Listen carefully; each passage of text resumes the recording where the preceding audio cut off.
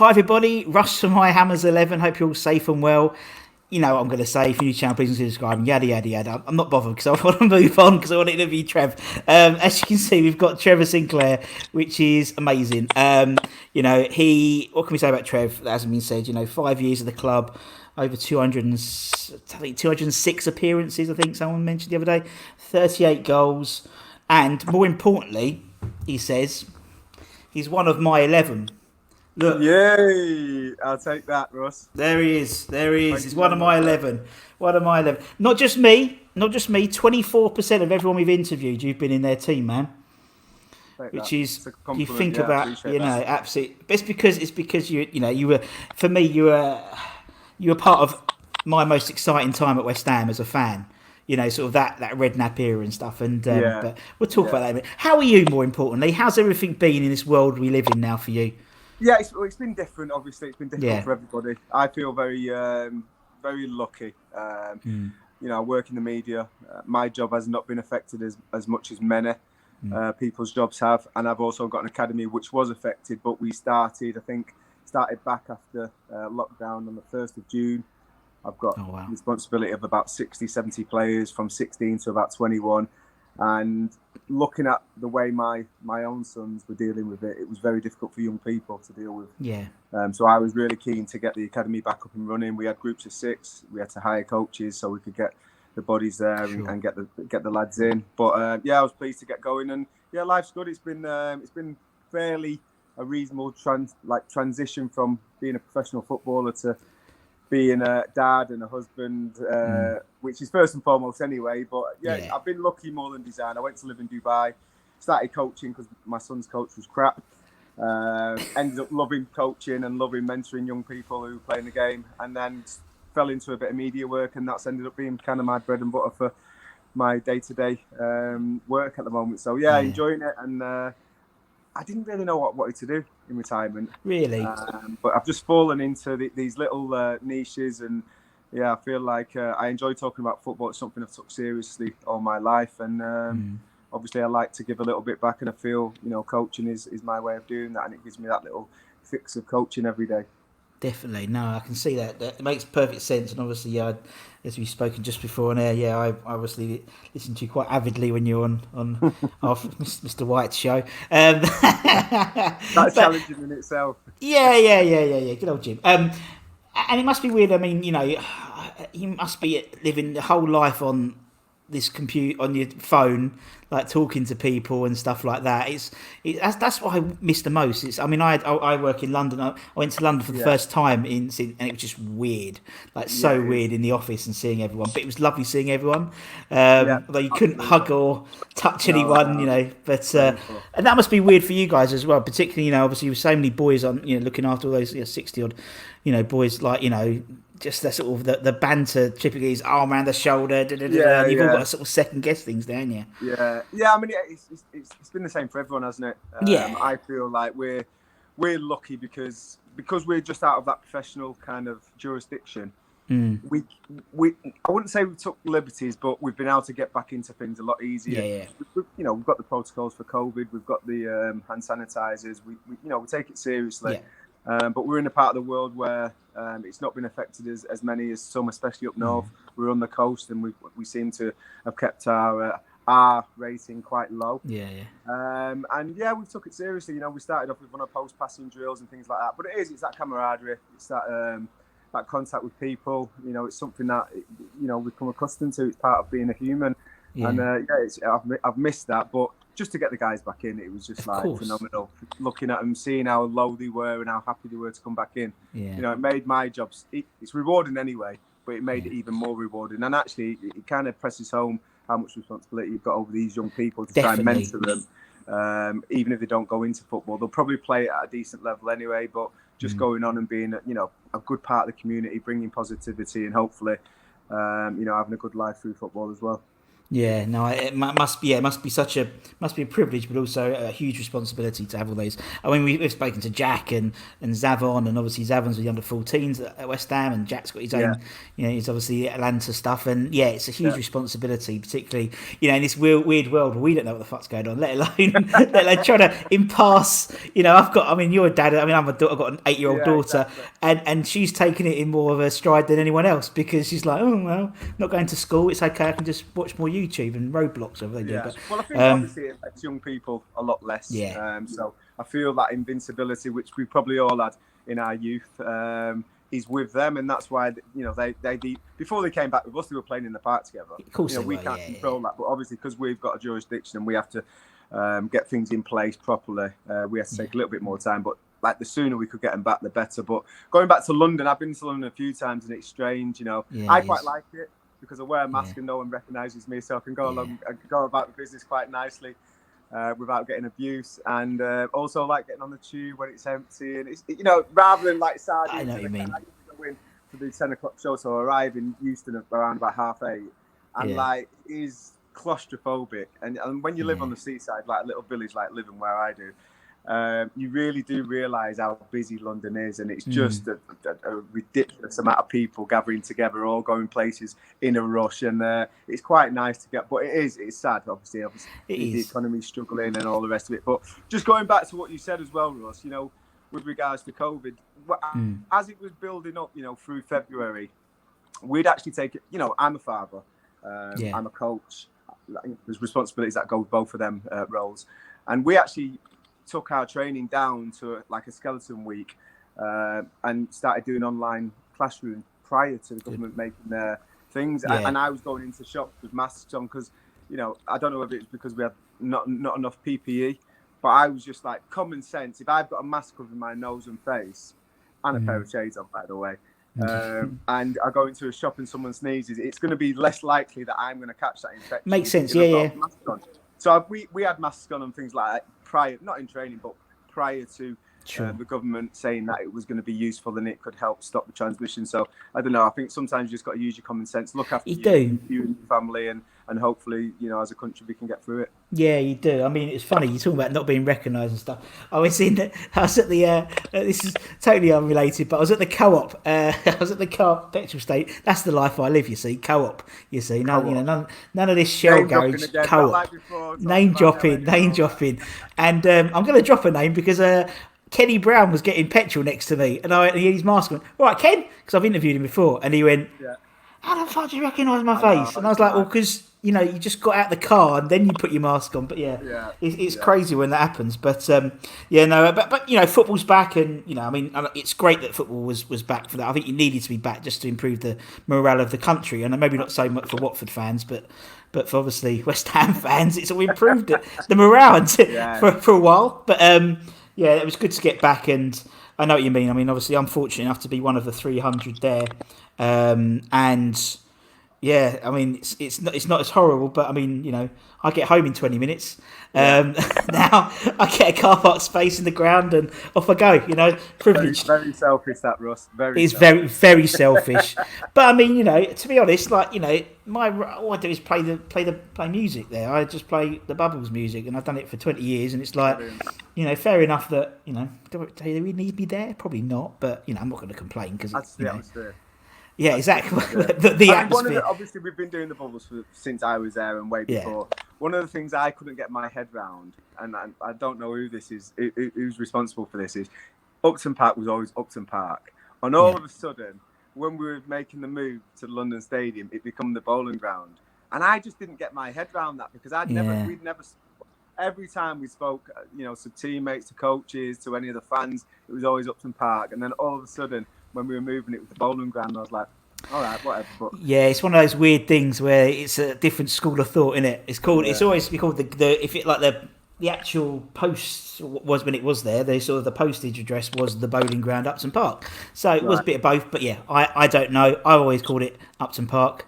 And there'll be probably people watching this afterwards who'll be commenting, going, "Oh, the reason it was called the bowling ground." But that's West Ham, and everyone's got an opinion. Yeah, exactly.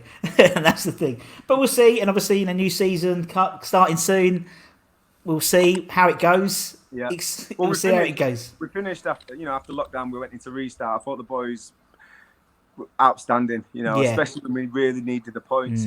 Obviously, that little bit of desperation there. But Antonio's performances were incredible up front.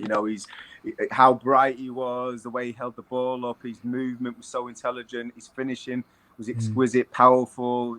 Clinical. Oh, we'll have Trev back on in a minute. Trev's dropped out. We'll be back in a minute, Trevor. We'll be back in a minute. We'll get back on in a tick.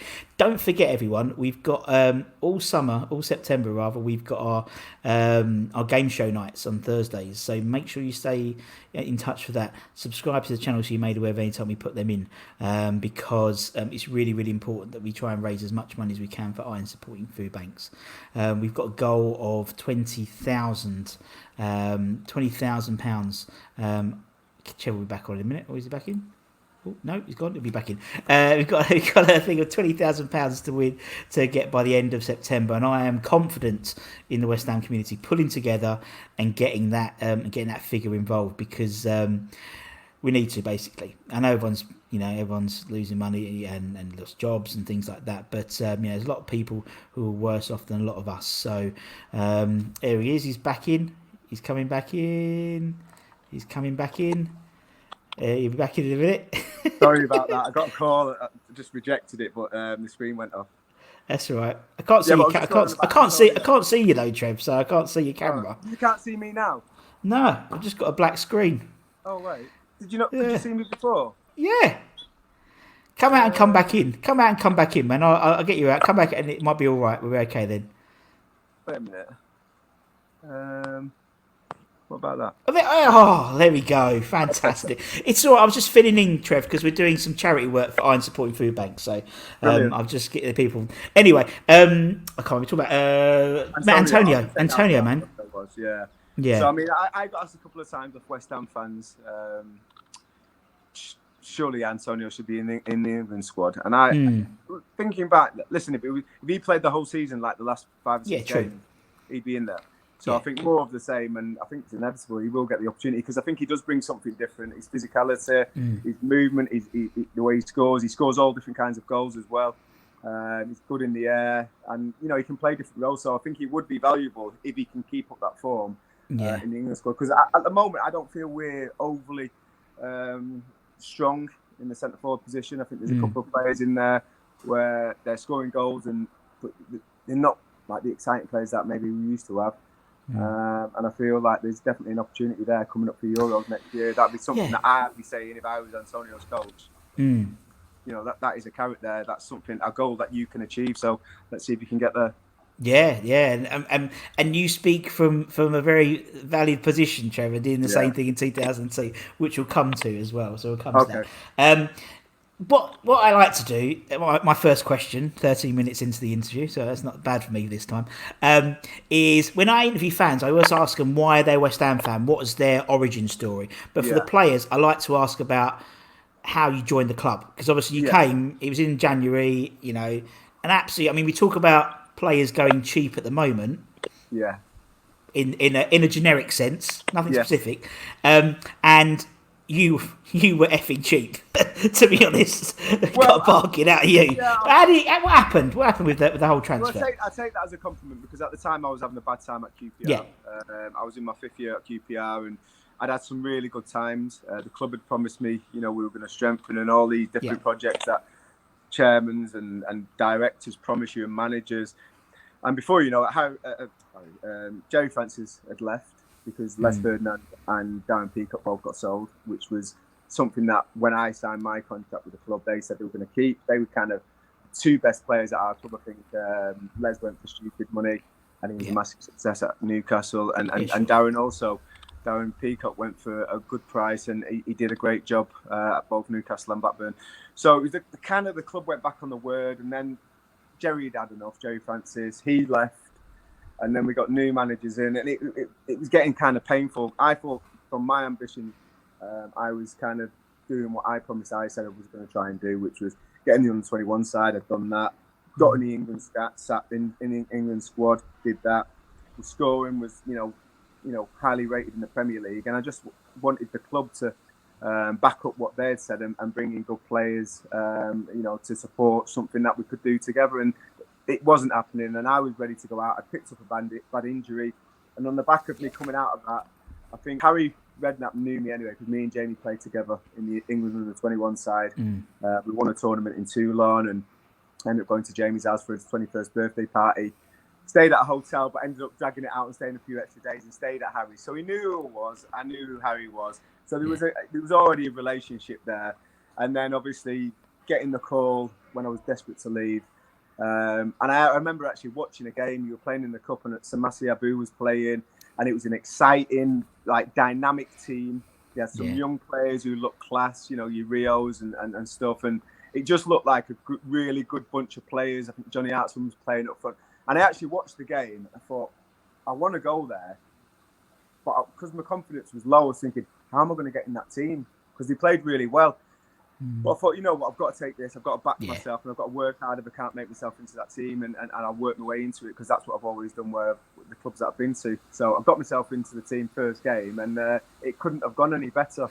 I got the call. But when I was thinking about West Ham, I'm not ashamed to say this, but there has been a past with West Ham fans where they're notorious, and there's been, I've heard whisperings of, it'd be difficult for a black player to play there. Sure. And I couldn't say this any other way. They've been unbelievable with me.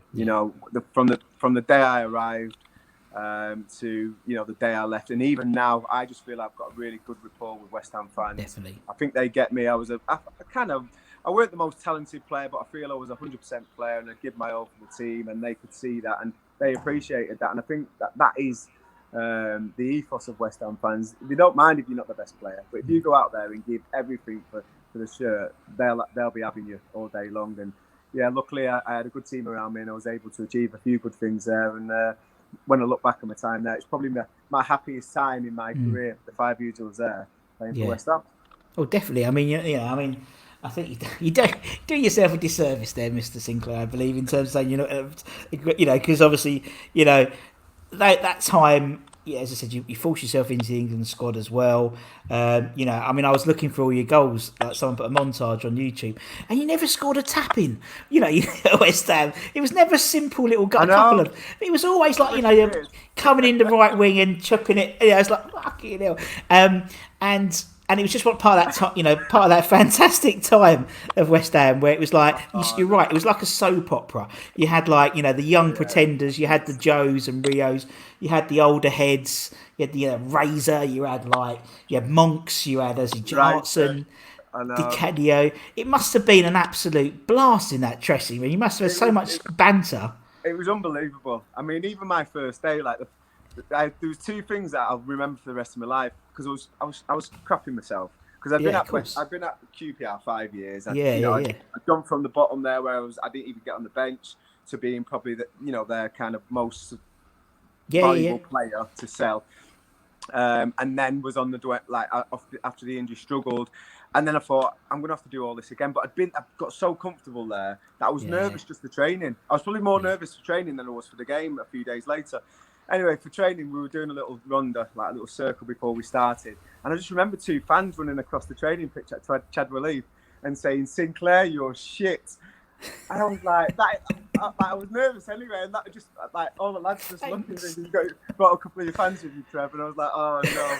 But what really, I mean, I will always remember that. But what really, the biggest thing that stands out that day is, when we were running past the gym, the indoor gym area at Chadwell Heath, and we were running anti-clockwise, so the gym was on our right, and he was pissing it down. And John Moncur come out with a weightlifting belt on, socks and boots, and that's it. And he is an absolute blast. And you know what? He just relaxed me, and I could sense him next to me, because all the lads were pissing themselves laughing. And then when I actually had a little scan of him, and I seen that he was nude, I was just thinking, oh my God, what a lunatics have I joined here. But he settled me, and I had a brilliant time. My team he's brilliant. And it was a really good area to be at the football club. Yeah, it really, really was. We've had John on before, and he's and bless him, he's still got that twinkle. You know what I mean? He's found God. He can't drink anymore. He can't. No, he doesn't. When he drinks, he is I'd say he's wilder than me, and that's saying something. He's wild, but he is such a laugh. But still that twinkle when we talking, it was almost like his little sort of like twitch, and he just went and told some story. And, he mentioned the story that he came out all naked, and Harry ran after him and went, "John, we've got the Sky cameras in." He went, "Well, get me some fucking kit then." And so I love him absolutely. But that's what I mean. All characters. His party trick, Russ, was getting undressed and getting nude. And listen, I'm not punching below the belt here saying he wasn't the most well-endowed boy, but I was at Steve Lomas's birthday party, and all the lads went. We had an unbelievable social life, the boys. We went out and everything together all the time, probably too much, and you wouldn't be able to do it now. No, not now. But anyway, we were at Loamy's do. Everyone's steaming. I think for my party trick, I'd done a bit of breakdancing and a few windmills in Loamy's kitchen. And then John Moncur was on stage. He'd moved the band off the stage. There was like a little plinth where it was raised. And he was doing his striptease, and his wife went, "Oh, John, hang it up. You're going to have to hang this one up." Anyway, as he's doing it, he's fell off the stage backwards. And we've all had a bit of a chuckle, because I think he was just pulling his pants down. Oh, brilliant. And then as he came back up, he still had his shirt on, but half of it was covered in claret. He'd cut his head when he fell over the back, and it was bleeding everywhere. And oh my God, I just thought, what a group of players have I joined here? But it was like that every week. It was madness. It was madness. Yeah. But I think that was reflected on the pitch, because obviously we didn't have the best consistency, but when we was on it, what a great side to play in. Players appreciating each other. Mavericks in there, brilliant young players coming through. It was phenomenal, and I was really, really pleased to be part of that team. Yeah, I mean, it was the most since obviously in the Premier League era, most successful team we've had. I mean, we finished 5th. That was the best, obviously, European glory. We might have finished higher if we didn't have such a good social life. Honestly, it was mental. We'd go out on a Tuesday after training. We meet at the toll gate round the corner from the training ground. I know. We'd have a couple of hours in there playing pool and darts, and then we'd get cars to pick us up and straight into the West End. It was crazy, and that'd go on, and you'd end up getting home at 12, 1 o'clock in the morning, and have the Wednesday off to recover. But I think that brings you together as a club. You know what I mean? It's that nowadays. I think, and also not just internally, but I think with the relationship with the fans. I think that's why you have such a good relationship with the fans and Monks and people. Even before your time, like Ian Bishop and stuff like that. Because I mean, we've had Bishop. I was a City fan when I was a kid. Exactly, yeah. And when I was in my first holiday away, I was in Magaluf, and I was with a couple of the apprentices from Blackpool. Yeah. There was a couple of Mancs there from my old team at Boundary Park Juniors when we used to play in Manchester. And we were out having a booze, as young 17-year-olds do. And we bumped into Bish, and we worshipped him. But he got us under his wing and took us out with him for the day, bought us drinks all day. Such a guy. Absolute legend. Love him. And then people say to me, what was your first real times when you were massively looking out for City? And it was when Bish was pulling the strings for City, and he was like, I think they beat Man United 5-1, and he was part of that team. And I think I'm not sure if it was at West Ham or QPR, but I just remember it was on the screen. I was watching it, and there's like it was on silent. There's a bit of a team talk going on, and I was just ignoring the manager watching the game. Like, yes, we've got a game here, Trev, and things like that. But Bish is a top man, real top guy. But I mean, it's nice that he's played for both clubs, as I have, Manchester City and West Ham. And quite a few people have. Obviously, Waldy has, and Trevor Morley, and countless more. David James, a lot of them. But that's the thing. I mean, you just had that. I mean, I just think it's a facet of modern football now. You don't get you don't no one goes out on the booze, and I think it's uber professional. I get that, but I think that's why you don't have that relationship with players. I mean, you stayed around for 5 years at West Ham.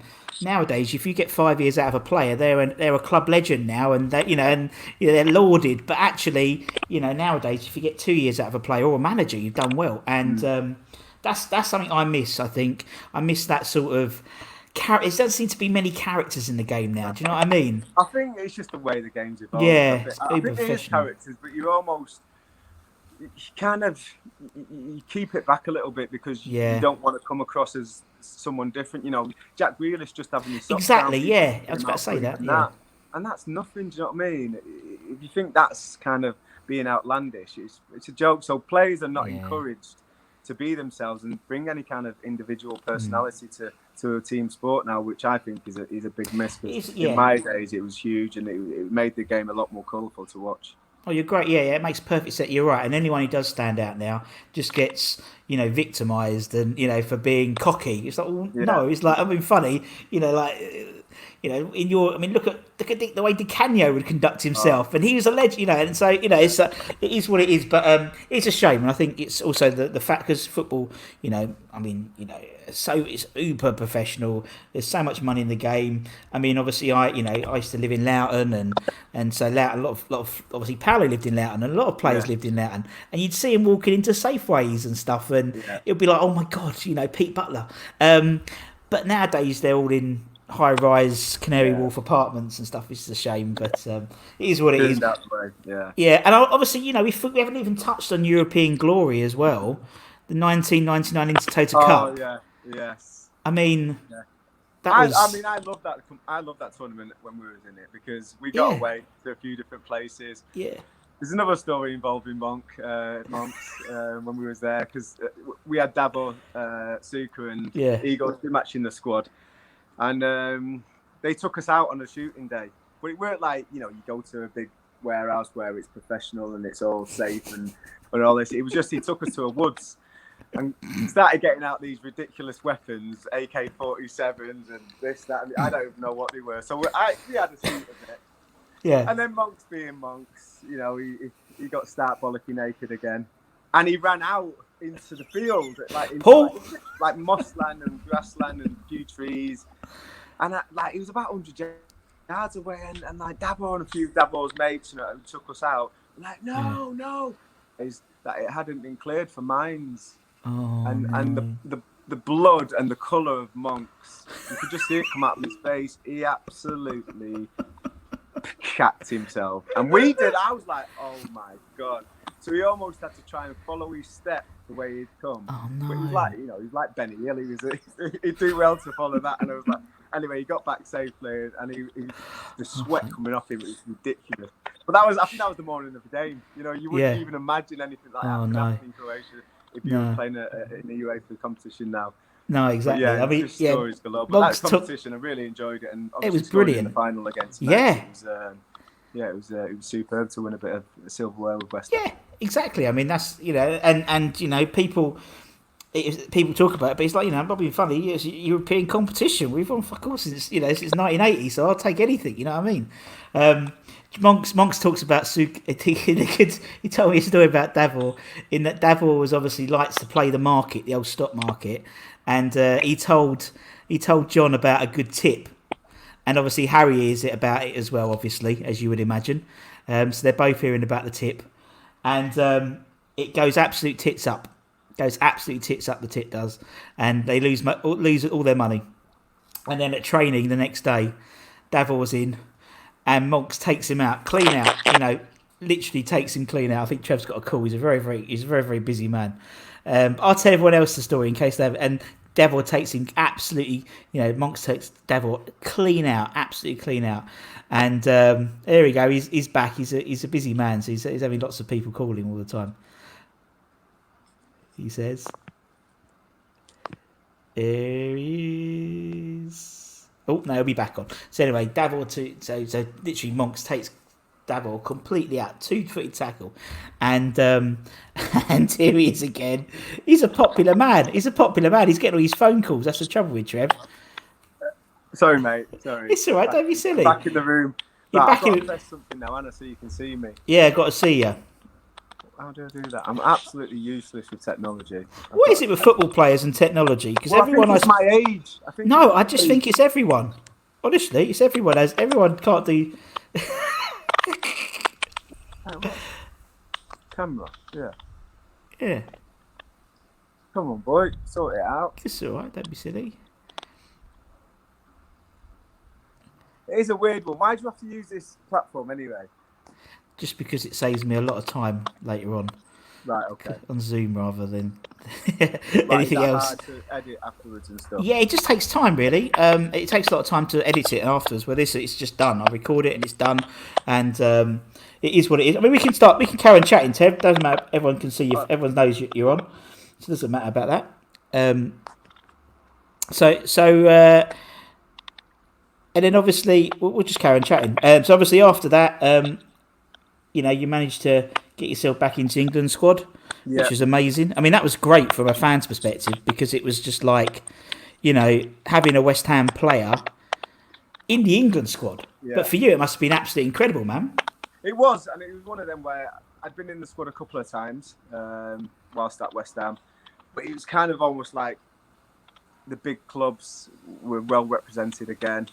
And for whatever reason, I just kind of missed the cut initially, and then they brought me into a shadow squad, and we went over to Dubai. I think trained well, and then we was going out to South Korea, and I remember being asked if I'd be one of 2 or 3 that came out there, and I thought, well, of course, I'm not going to turn this opportunity down. But then it ended up being just one, and it was like a 23-man squad and me. So that was quite difficult from a confidence point of view. But again, it's something that you're never going to turn down. So I played a couple of friendly games there, and then it started affecting me. I'd been away for probably 3 weeks. And I said to Adam Crozier, who was the chief executive, and to Sven, and I said, listen, do you mind if I go back and train at Chedwell Heath? And if anyone gets injured and you want me back out, I've got on the next flight back. And that's what I did. And literally by the time I got back, Danny Murphy was injured.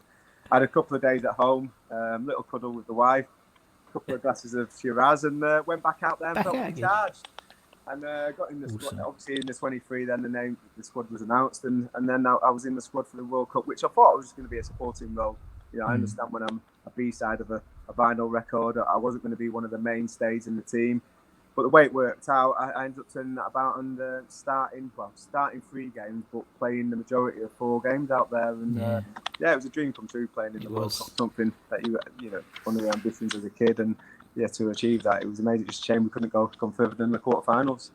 Yeah, I mean, but from a fan perspective, it was just incredible because I don't remember an England player playing at West Ham at the time because everyone else seemed to leave and then play for England, unfortunately. But it was great, and obviously you played left wing there, and obviously West Ham you started up front against Everton. You played right wing, left wing, right wing back. You played all over the bloody place, Trev. But that was a graveyard shift, the right wing back. I've not got the frame for that position.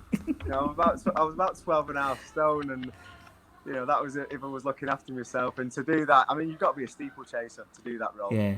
5'11", real slender physique, so you can get up and down. But, I chundered through it and managed to pull off a few performances in that position. But, ideally, left wing, centre forward. I enjoy playing up front. Did you? Yeah. That was probably my favourite position. But, I think because I had that string to my bow where I could play right and left, and I'd give my all wherever I played.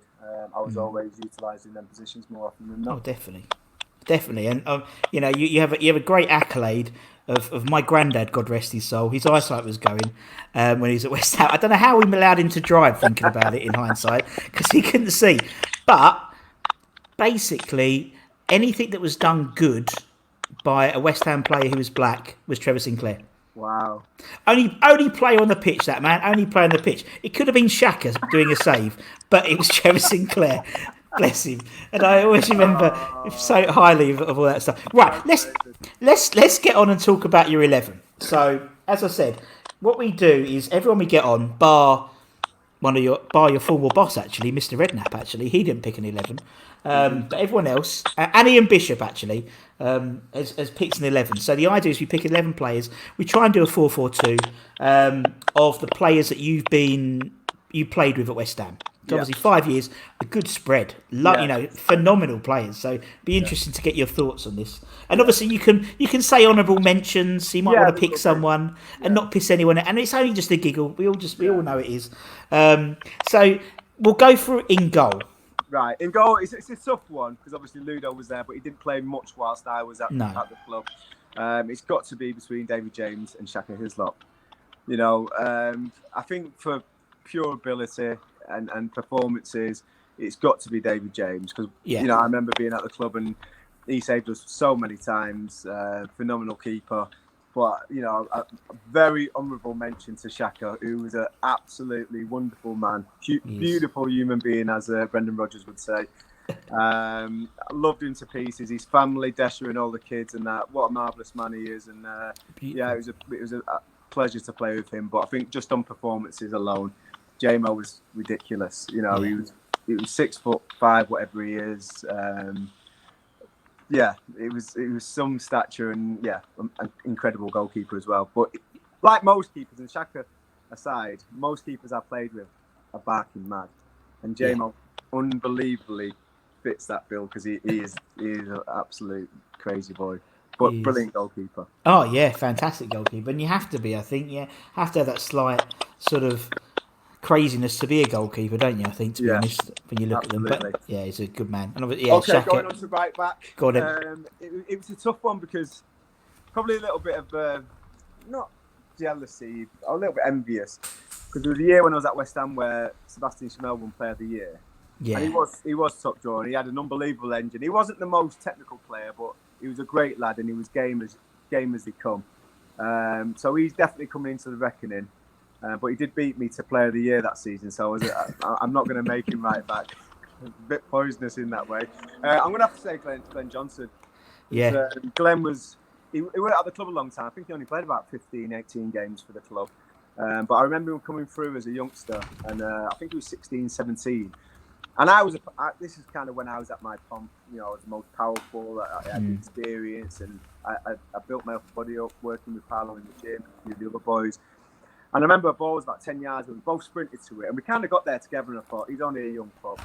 Move out the way. And I went to move him, and he moved me. And I thought, and a few lads said, get on the weights, Trev. And I thought, how old's this kid? And like, to have that kind of physicality. And I kind of, you know, because I'm 5'8", my low centre of gravity makes it really difficult to push off the ball. But Glenn was able to do that. And straight away, and you know, he was a technical player as well. He was a great athlete up and down, made good decisions on the ball. Straight away, I thought this boy's going to be quite special. And he went on to have a phenomenal career. Can you spot play when you get like the youngsters come in and do training? Do you, like, from a footballer's perspective, you go, he's going to be good, he's not going to make it, he's going to make it? It's not as easy as that, Russ. I think you have an initial kind of, you rate them ability wise. Yeah. But it's not until you get to know the personality, the work ethic, how seriously they take the game, how professionally prepared they are, and then you realise the ones that are going to go on and do well, and the ones that might be flashing the pans and might have that decent youth career, but then because they've not got certain things in place, they might struggle to kick on into the professional game. But I think the ones that are going to, stick in there, they're going to continue to work really hard, and they'll probably achieve their potential, whichever that may be. But whether it's going to be, just from a little bit of ability or watching them for a game, you can say they've got ability, but you have to see them for a period of time to know whether they've got a chance of making a career in the game. Okay. But yeah, so right back, Glenn Johnson. Yep. Who's also a work colleague of mine, or he was. I don't know if he's still at Talk Sports, but he was. But I have to give a mention to Shamel, who played against us in that Mets Cup final. By the way, I think that's when he was scouted. So yeah, and then centre half, quite tough. I've got to say. I mean, listen, I've got to put Rio in there. Yeah. It was, I was at the club as he made his breakthrough, and loved him as a player, loved him as a lad. And he achieved everything I expected him to. He was very, very wealthy when it comes to his skill set and his tools that he had. He was quick, he was tall, he was strong, he was confident, he was technically very good, and he had a lot of self-belief. And when he was on his game, even in training, you find it very difficult to get the better of him. And I always thought that he'd go on and do really well. I remember actually I scored a goal against Chelsea.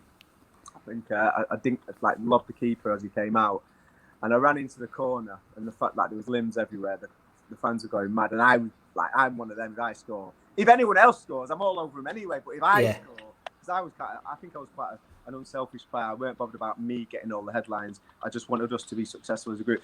But I scored this goal when I was playing up front. I think I scored 7 in 14 when I first arrived. You did. Playing as a centre forward. So Al Berkovic put me through as he usually did. Dinked the keeper, ran off into the corner. And as I ran off into the corner, the lads swarmed all over me. And I remember Rio saying to me, "Oh my God, you're too good for us." And like, you know, to come, he was only a baby. Yeah. He would have been, 18 or something. And for a player like that to say, like, my God, what, you know, you are too good. Yeah. That was a really nice compliment. And it was, you know, it wasn't anything that was, you know, thought of before, and then he just come out, like, oh, he's just going to come out of it. It was just a moment. Natural. Yeah. At the moment, it was like, wow, Trev. So yeah, I saw. I was about to say, I saw one of him. I saw watching one of the celebrations. I think it might have even been that game or one of the goals you scored, and he looked like he jumped over everyone. There's a celebration, and Rio literally looks like he's jumped over everyone. I can't put the goal in. Someone's good. That game, he must have backed us to win. Out of it. All right, Rio's in. You can't bet on games now. No. So yeah, I think, and the other one, and he's literally polar opposite of Rio. My other centre half would be Thomas Repka. Athlete, incredible athlete. One of the bravest players I've played with. Really?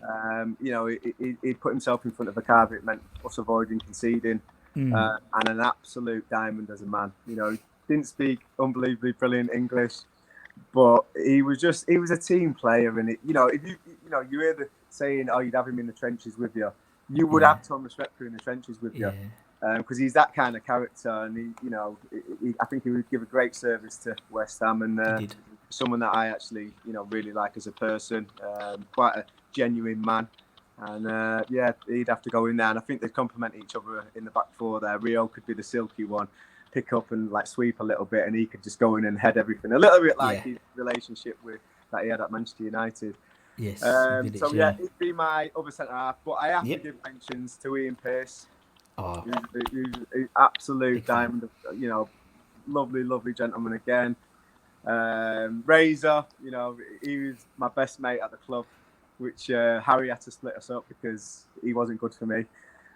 Taking me out, painting the tiles red as usual. So I've got to give a shout to Razor because he was different class on the day.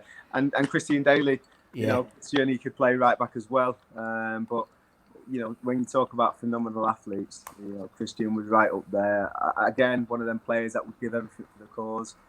And it was probably a toss-up between him and Thomas Repka, who got in there. And I think Thomas has just edged it for me. But Christian, great lad and, really good friend as well. When I speak to him, bump into him now, he's a top man. Good man.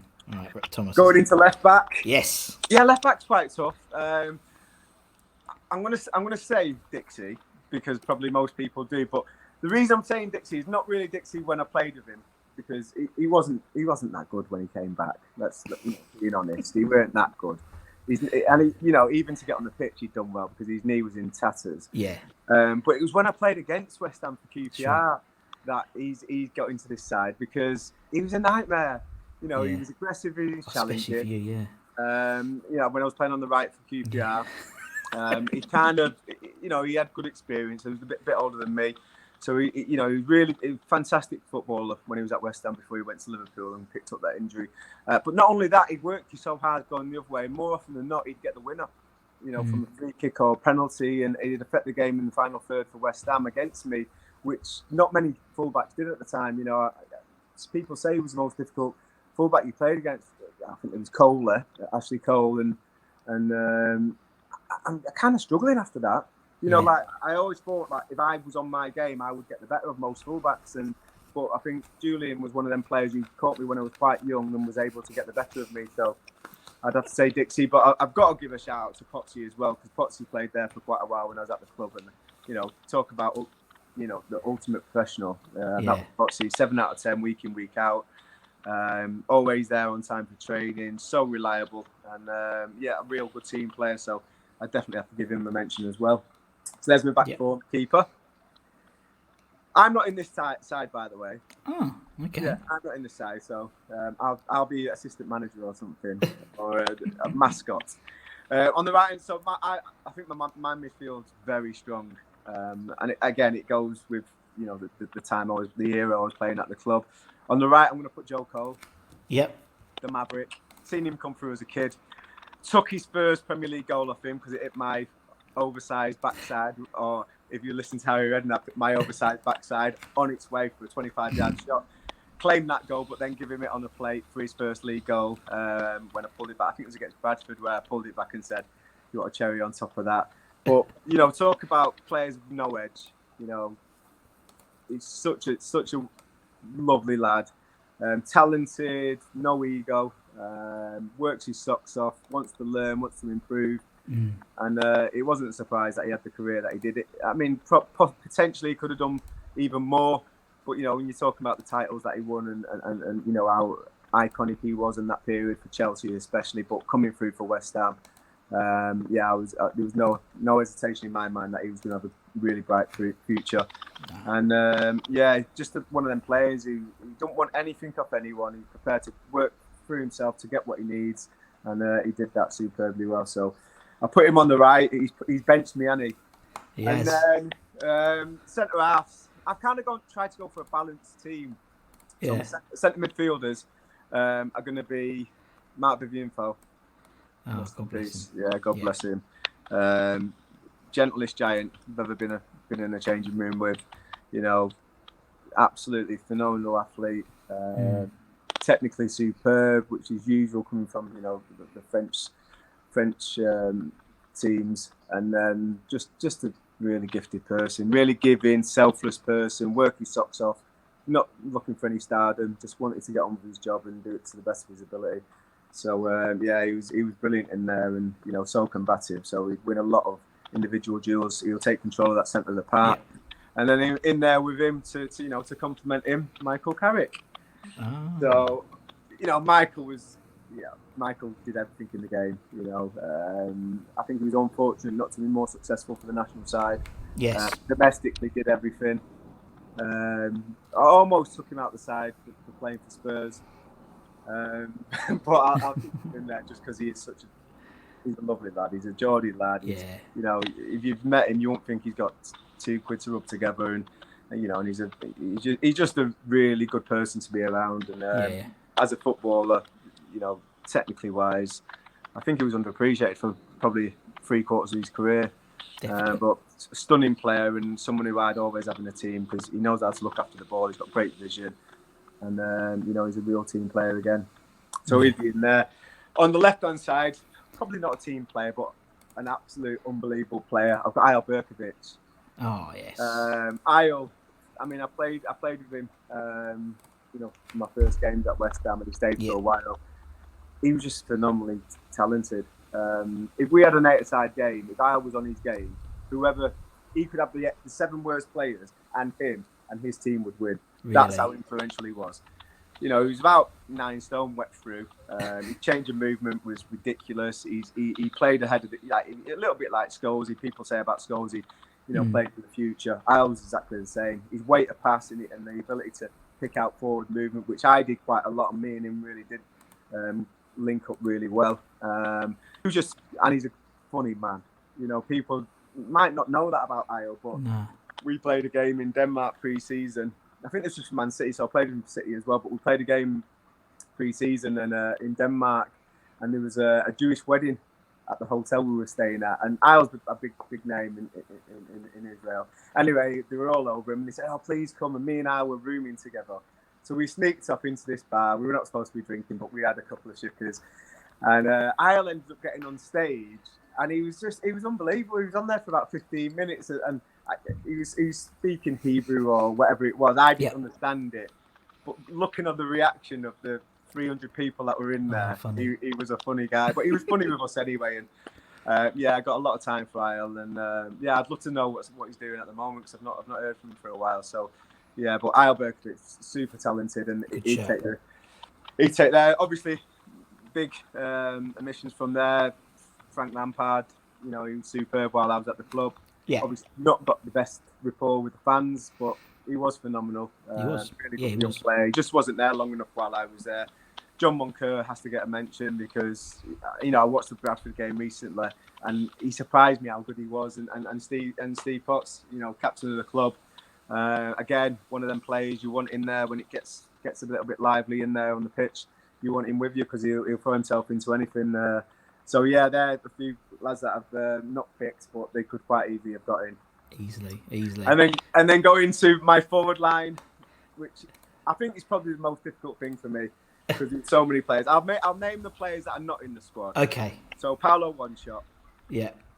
Ridiculous, like He was unorthodox but effective, clever, knew how to, manipulate situations to get himself into goal scoring positions. Sure. Paul Kitson, underrated. I remember the hat trick against Charlton. He was Tommy technique with it. I've never seen anyone execute volleys like him coming from the left. He used to let it run across his body, and it was ridiculous. I couldn't do it. I was always decent coming in from the right, but coming from the left, it was, it was completely different. And he had that in the bag. But a great lad as well. And people look at Kits and say, well, he's 5'11". He's quite sharp. He was the strongest man you've really. Wow. When he took his top off, he just looked like Action Man. He was a joke. Wow. He had a lot of pride about the way he looked and how strong he was. And he was a great person to be able to use as a focal point. If he went into his feet with any quality, he would never lose it. Sure. He was so good. And also, God, there's loads of players that I've missed out. So Freddie Canuta, incredible player. Did better at Tottenham, but even for us, I thought he did well. Jermaine Defoe, obviously come through the ranks. Big side. He gets a few negative points for putting in the transfer request when we got relegated on the same day. So that might have something to do with it. And then Reiter, obviously better days were behind it, but he's still in training, his enthusiasm. He was infectious. He's still infectious now. He's a great personality to watch in the media and the TV. And to train with every day, it was an absolute joy because he brought so much enthusiasm. Any kid coming into the game, feeling a bit tired, and then seeing him as a 36, 37-year-old coming in and absolutely owning it and running around like he was 16, that just it kind of forces you to get a smile on your face and enjoy your game. Yeah. And if there's anything that come from him, and a little bit like Ray Wilkins, which has nothing to do with this chat, but same kind of thing. I played with Ray towards the end of his career, and he's exactly the same. Sure. And I think if you're an older player, you've got that responsibility to go and show that definitely, and be a good role model. But the two that I've got in, obviously Paolo, absolute menace, like really good friend of mine now. Probably one of the best relationships I've had on the pitch, as in just understanding between us. Really successful time together, and just love playing with him. His charisma. He had a strop now and again, which everyone will tell you, but he brought so much to match day that you just swallow it. You have to take it because what he brought on match day. I remember the Arsenal game when we won 2-1.